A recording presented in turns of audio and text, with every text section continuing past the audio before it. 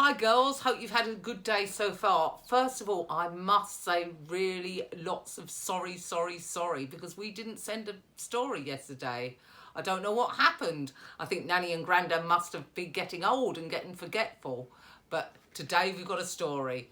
And today we're going to read Mr Cheerful because we like everybody to be happy.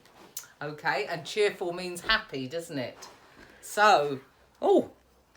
And this is actually Uncle Dan's book because it says to Dan. Is that because he's always cheerful? I don't know who Len is though, who sent him the book. Right, here we go. Oh, sorry. Mr Cheerful always woke up in a cheerful mood with a bright sunny smile on his face. In fact, Mr Cheerful was one of the most cheerful people you are ever likely to meet. He did, however, have one secret that made him sad, but nobody knew about it. Not yet, anyway. All I can tell you is that he liked to keep it under his hat. Mr Cheerful was never without a smile, from breakfast time in the morning to his bath time at night. Mr Cheerful beamed from ear to ear. He was even happy when it rained. And on a sunny day, his smile was even brighter and sunnier than the sun. Everybody around him couldn't help but feel cheerful. Even the flowers smiled when Mr Cheerful walked past. When Mr Funny met him, he felt so happy that he pulled an even funnier face than usual, making Mr Cheerful laugh out loud. Then one day, while out for a walk, Mr Cheerful bumped into little Miss Splendid. Mr Cheerful smiled his usual cheerful smile.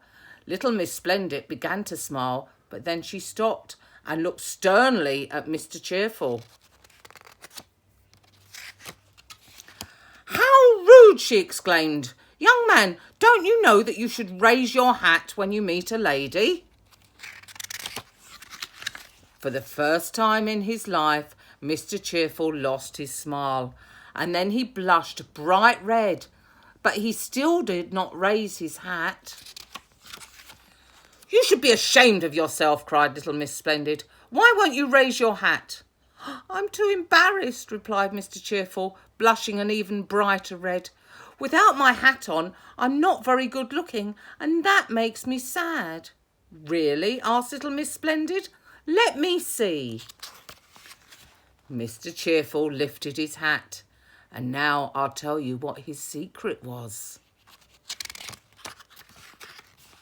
Mr Cheerful had a grand total of only 3 hairs on his head. "Is that all you're worried about?" asked little Miss Splendid. "Why, it's your bright sunny smile that everybody loves, not how many hairs you have on your head." And little Miss Splendid smiled. Then Mr Cheerful smiled.